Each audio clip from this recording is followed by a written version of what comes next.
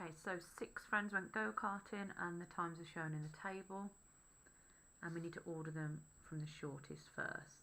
So if we think about what it is, we've got 68, these are like tens and units, and if you put the columns in, it will make sure that you aren't going to make any mistakes on the values of the numbers.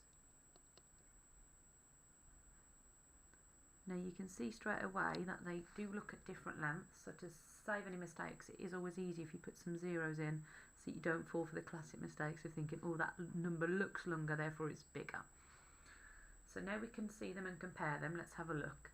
If we look down the tens column, they've all got the same digit, so they're all saying that it took 6 in that one.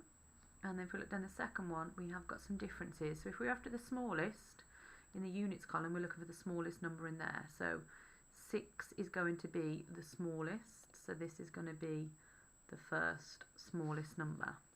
So I'm going to cross that one out now so I don't look at it again, because that was the 66 seconds. I'm going to glance again to see if there's any others. And if I look down that column again, I can now see the 7 is in that column. So that's 67 seconds. So that's going to be second. I'm going to check again, 68, 68, 68, 68. So all of these are the same. So I can't look in the units column anymore. I'm now going to be looking down the tenths column. So that's the tenths column there. So if I look down that one, I've got 7, 0, 7, 4. The smallest number in that column is the 0. So that is going to be the third smallest. I'm now going to cross that one out. Going to glance again, 7, 7, 4. 4 is the next smallest. So that's going to be the fourth one, and I'm going to cross that one out, and I'm now left with 7s for both of those, so I need to check the next column, which is the hundredths. I've got a 7 in that column and a 4 in that one. 4 is definitely smaller, so that must be the fifth one, therefore the next one is going to be 6.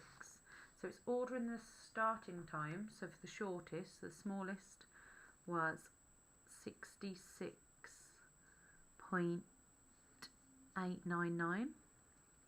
Now it probably is useful to use a pencil to cross it out so you can still see it. And then the next smallest, number 2, 67.909. Third, 68.018. Fourth, 68.462. Fifth, 68. What was it?